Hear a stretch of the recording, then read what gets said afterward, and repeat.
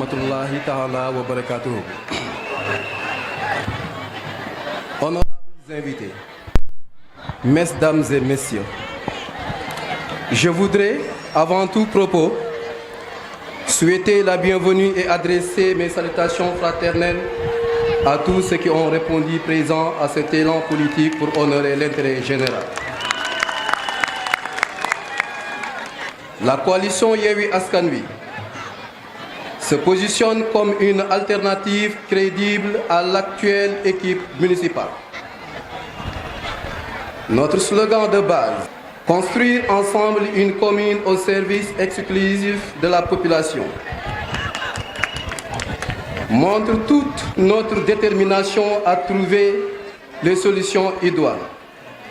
pragmatiques et réalistes face aux problèmes que rencontre la population en excluant toute promesse démagogique. Notre objectif est de développer la politique socio-économique et culturelle de la commune. C'est dans cette optique que mon équipe et moi, nous nous engageons, une fois élu maire de la commune, à réaliser ces vœux urgents de la population. Dans le domaine environnemental, lutter contre l'insalubrité, l'érosion côtière et l'occupation anarchique des espaces publics. Dans le domaine de la santé, appuyer les structures en renforçant les dotations en équipement et infrastructures ainsi que la subvention qui leur est accordée, le budget. Dans le domaine de l'éducation, appuyer les écoles publiques, privées, les centres de formation, les daara, les élèves. Sur le plan économique, aider les acteurs du secteur informel, encadrer les groupements de femmes en les initiant à l'entrepreneuriat. Dans le domaine social, venir en aide aux étudiants, aux personnes vulnérables ou en situation de handicap, aux personnes démunies via une augmentation sensible du budget allié aux cas sociaux et par une répartition équitable sans parti pris. En matière de sport, mise en place d'infrastructures sportives, apporter un appui aux associations sportives et culturelles, écoles de football, de karaté, de judo, taekwondo, kung fu, ainsi aux écuries de lutte. Sur le plan de la sécurité, entretenir l'éclairage public et créer de nouvelles lignes de conduite électrique dans les autres quartiers. Organiser les comités de vigilance des quartiers en les appuyant dans la gestion de la sécurité de leurs quartiers respectifs. Sur le plan religieux, appuyer les mosquées et les grandes mosquées dans leurs problèmes de fonctionnement, donner aux imams leur véritable place en les consultant sur toutes les questions d'intérêt majeur touchant la commune. La communauté chrétienne ne sera pas en reste. Dans le domaine culturel, recenser et organiser les associations culturelles, les troupes théâtrales pour porter très haut le flambeau de la culture communale. Les diversités ethniques seront prises en compte. Trouver des partenaires nationaux ou internationaux pour appuyer la commune de Yène dans la réalisation des projets prioritaires et dans l'appui des organisations de base.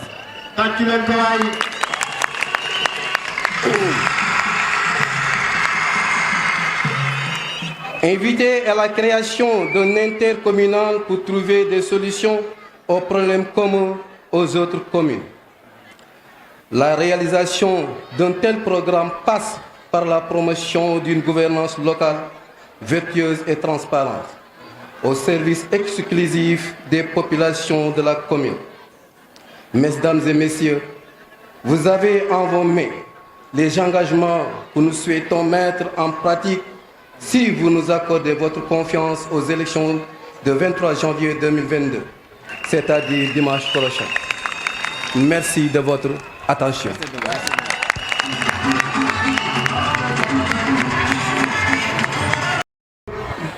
di balu ñëpp ak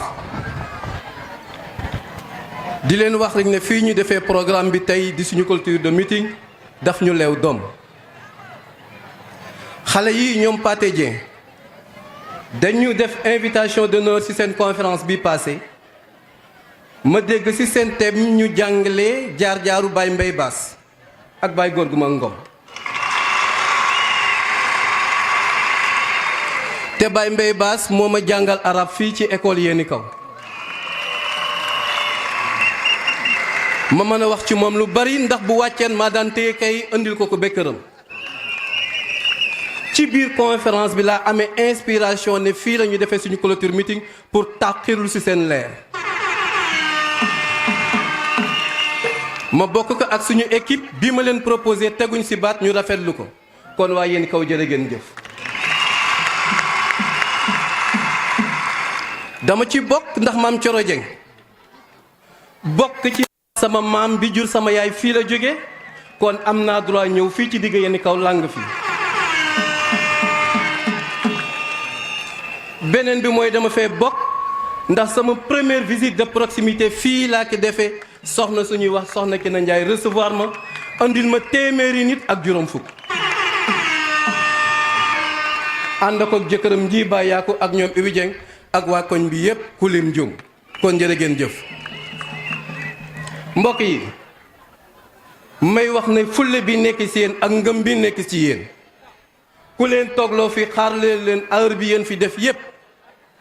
bu yàlla dogalee mu dem ca mairie ba te topp la ngeen bëgg mën na alku ba abadan waaye man de Pape Ndione maay waat billaahi na bëccëg bu ma jëlee commune bi subvention bu état di yore sama loxo bi du ko laal dinaa ko jox équipe bi nga xam ne moom laay liggéeyal ba suba fu ma mën a taxaw wax ne mësuma jël subvention bu jógee ci état lu dul équipe bi nga xam ne ñoo yore gestion bi ñoom ngeen koy laaj man sama loxo dina na bandang ci kaw te noonu laa ko fas yéene liggéeyee ndax moo tax ma ne fii amul maire équipe bi mooy maire te équipe mooy liggéey commune kon xaw ma ko amul liggéey waaye yéen ñi ñu àndal am ngeen liggéey ndax sañu leen a dëngal sañu leen a jàdd koñ jubal moo leen wax ndax askan wi ku leen nax musiba dal kon taxaw nañ ci yéen ci barke sëñ Babacar Sy fas yéene feral rongoñu yéen moo xam ci foncier bi la moo xam ci santé bi la moo xam ci éducation bi la moo xam ci culture bi la moo xam ci li ma mën a doon lépp mu ngi ci programme bi ku dugg YouTube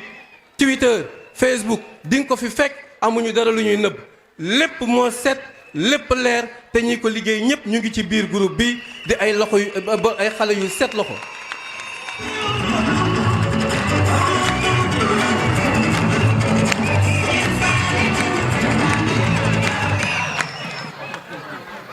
depuis 3 mois ñu nekk ci terrain bi ànd ak équipe bi Baye Issa lim na leen duma ci jaaraat waaye Adama Seck Omar Ciss Mame Khalifa Seck mention spéciale ndax ñoom liggéey bi yépp ñoom la ànd ak suñu mbokk Youssou Faye Pape Ndione bu Yéeni Géej bu Baye Adi bokkul ak Pape Ndione bu Yewwi Askan Wi Pape Ndione bu Yewwi Askan Wi ñii ñoo ko jur ñii ñoo ko tette ñii ñoo koy jàppale kon gaa ñi jërë ngeen jëf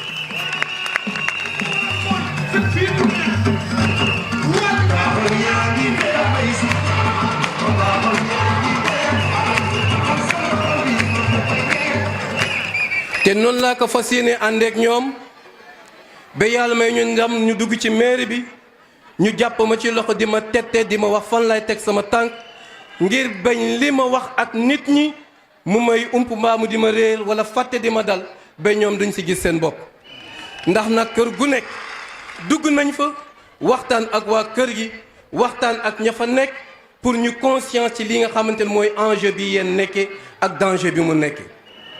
moo tax bu ngeen gisee clôture bi mu demee nii ay kàddu yu remerciement rek la mën a doon ndax kër gu ne dugg nañ fa nit ku ne recevoir nañ ko dañuy dem tourner ba minuit ay nit toog kër ga di ñu xaar fas yéene déglu suñu programme ñu wax ak ñoom ba ñu gëm ñu ngëm boobu yàlla bu mu leen ump ngëm boobu yàlla bu mu naax saay waaye yaakaar bi yàlla bu mu tas suñu lépp jébbal nañ ko sëñ Babacar Sy suñu lépp jébbal nañ ko sëriñ Moustapha Sy waaye suñu lépp jébbal nañ ko sëñ Mansour Sy. ñaari sëti sëñ Babacar Sy yi ñoo tax ñu ñeme ñoo tax ñu am fit moo tax ku ñu jéem a gas mbaa di suul da ngay sonn mais ci biir mairie bi lañ jëm.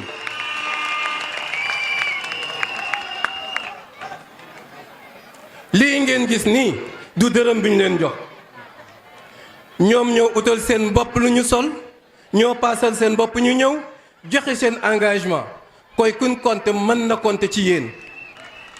kon jërë ngeen jëf yàlla gëmul nelawul te wóor nañu wér yàlla ne ak bëccëg guddi gi ñu nekk war nekkul ci suñu xol njuj njaaj nekkul ci suñu xol rus nañ ko ndax kilifa yi ñu àndal.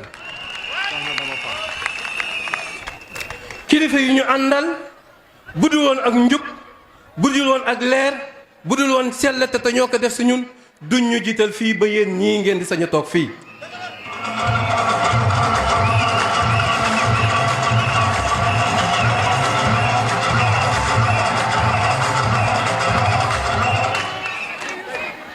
budul dara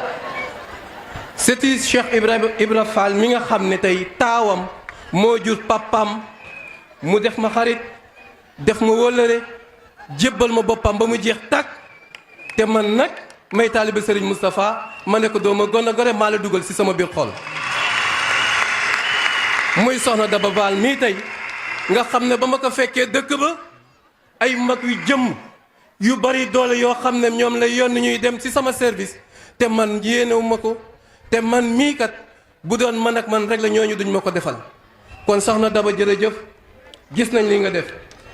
tuuti woo fi de ndax fa nga dëkk ay kilifa rek ñoo la fa topp ay nit ñu mag rek ñoo la fa topp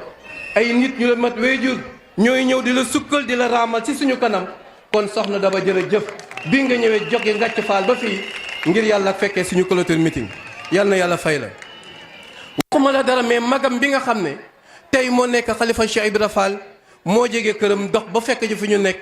añandoog ñun saafonteeg ñun. yëkkati teraanga jox nu te kooku déplacé ko yombul kon kooku ñu ngi koy ñaanal yal na yàlla yokk fanam yàlla yokk wéram te yàlla yokk suturaam ci barke yonent bi sallallahu alayhi wa sallam.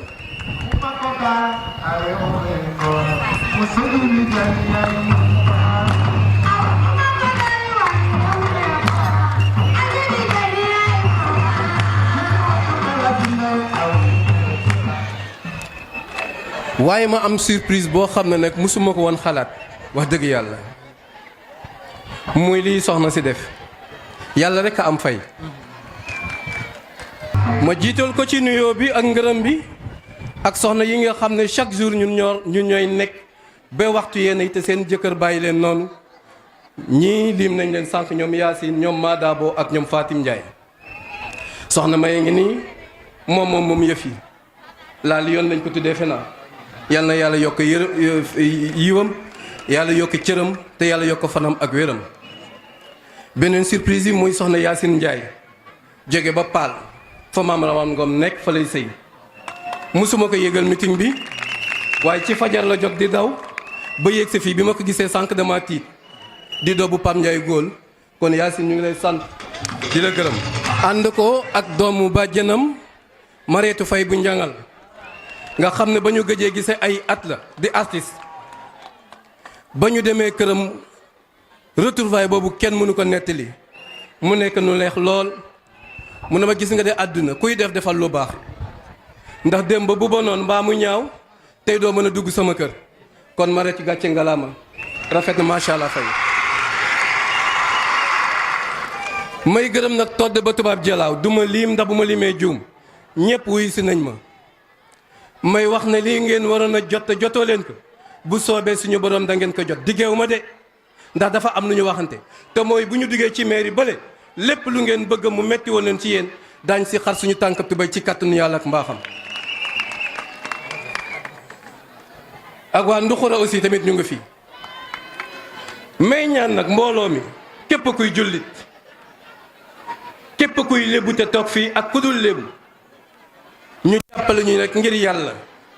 ñu dindi fi baatu doxandéem ndax joolaa yi ñu ngi fi soose yi ñu ngi fi alpulaar yi ñu ngi fi ñun biñ leen rencontré dañuy wax ba suñu rongoñ sax xaw na génn Pa Bodian keroog dafa wax ba jooy waat ci seen waatu cosaan yooyu ne ku leen laal yàlla na dee fa la xol bu feex mën a yem fa la yéen a mën a yem soxna ñi Mbagu Jaabe nga ne la teewal ko ak sama di sama goro ndey ak sama jarbaat bii tamit ñu bokk benn koñ la muy sëy sa si koñ bi yëpp musuma woon a xam ne joolaa la waaye keroog ba ñuy wootee comité joolaay ndeysaan daa ñëw yëglu keroog sama rongoñ sax xaw na wadd kon ndey ñu ngi lay gërëm bu baax yow ak sa goro ak sa borom kër mu des beneen nag boo xam ne daf ma ñor marqué me lool mu nekk la communauté chrétienne dañu dem Njongëb da ngay foog ne sax Njongëb bokkul si tubaab jalaaw dëkk bi li muy désenclavé soo duggee Njongëb da ngay foog ne si àll bu xonk bi nga nekk te ñu ne foofu mooy tubaab jalaaw moom la ñuy tiitaroo mais biñ fi duggee ñu rencontré leen seen tawat yépp mooy ñun amuñu fu ñu def prière kenn faalewuñu kenn boolewuñu te la mat fukki at ak juróom-ñett ñu ngi ci tubaab jalaaw gi am fi ay carte d'identité am fi kër am fi soxna am fi doom résider fii di voter fii te kenn boolewuñu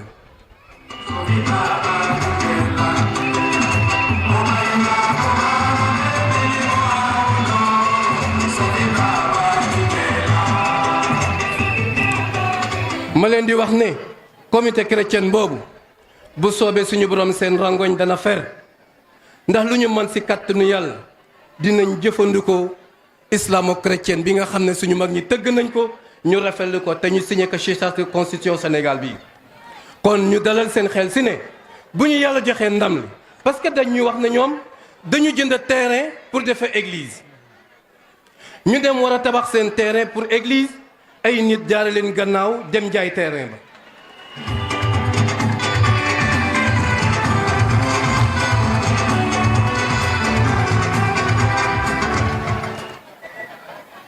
waaye ñu li leen wax nag ne décourage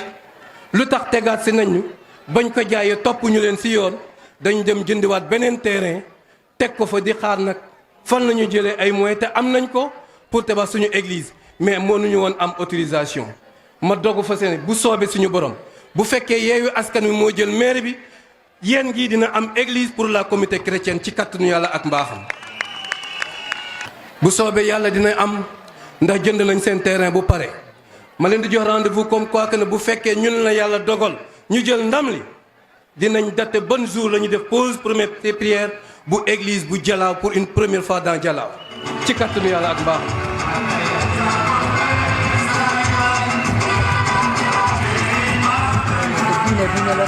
parce que diine la moo xam chrétien la moo xam musulman la moo xam juif la moo xam bu mu mën a doon gis nga maam Cheikh mi ñu yaakaar mu indil ñu suñu responsable moral mi ñu def nii tey kooku lii gënoon na nekk ay secret ci moom ab chrétien moo ko yoroon te moom moo wax ci digg Sénégal ne ci digg Ndar ne yonent yàlla Insa yennul naa ko mbuusam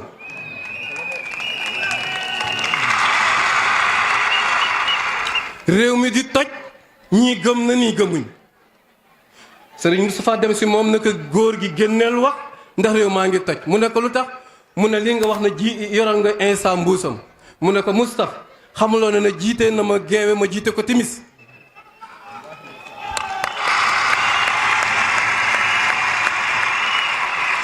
kon ñun dinañu sukkandiku ci barke Maam Cheikh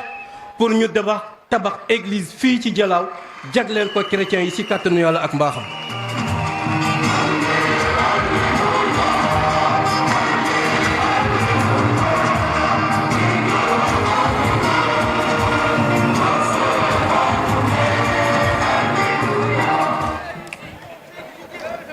waaye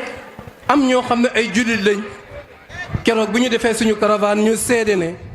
politicien musul dugg Njongëb ba wax leen quoi que ce soit wala mu présenter leen benn programme bu fiable ñu seede ne benn yéen rek yéen fi ñëw Yewwi Askan Wi présenter ñu bilan boo xam ne convaincre nañu kon ñun ñëpp ñu ngi ci seen gannaaw loolu ma yaakaar ne nag ay nit yu seen loxo set ay nit yoo xam ne seen xel a ngi nàcc ay nit yoo xam ne yar nañ leen fa ñu leen war a yaree ñu am diine am ngor am cellete ñoo tëgg programme boobu di ay doomi yéen ba tax ñu mën a convaincre ñoo xam ne ci feneen lañ jóge ñëw dëkk si yéen ñu dogo ak ñoom na fii baatu doxandéem jeex na fi te loolu lay sàkk si mbooloo baatu doxandéem jeex na fi ci kàttanu yàlla ak mbaaxam.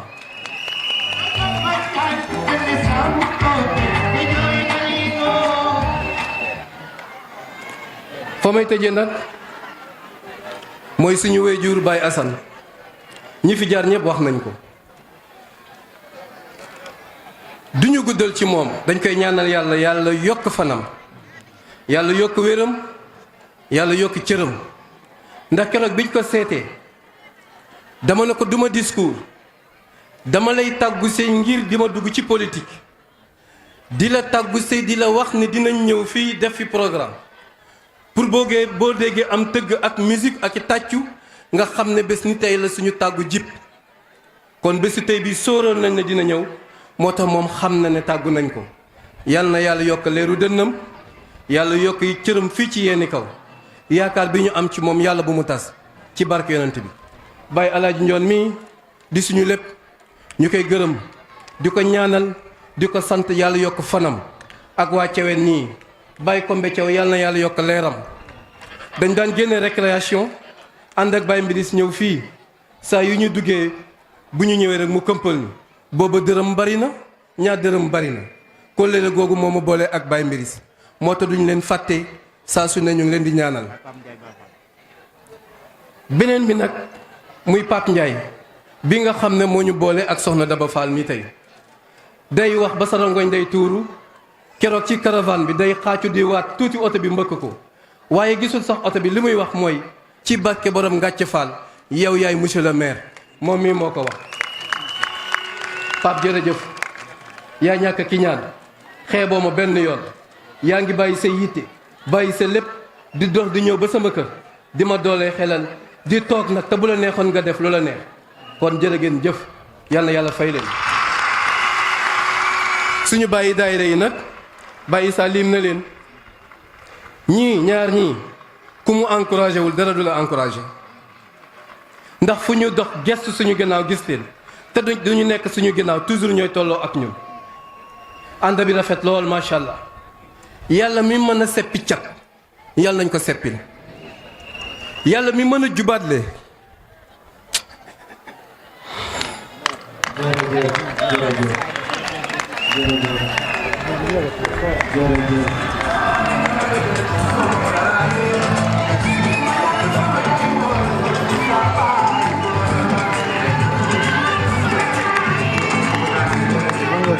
c'est bon. émotion ñu may ko mu daanaka jërëjëf merci. parce que wolof ñaar ñu ànd la ñuy bañ a gis te équipe bii ni mu mel nii Serigne Moustapha moo ma ko signalé wallaahi lazim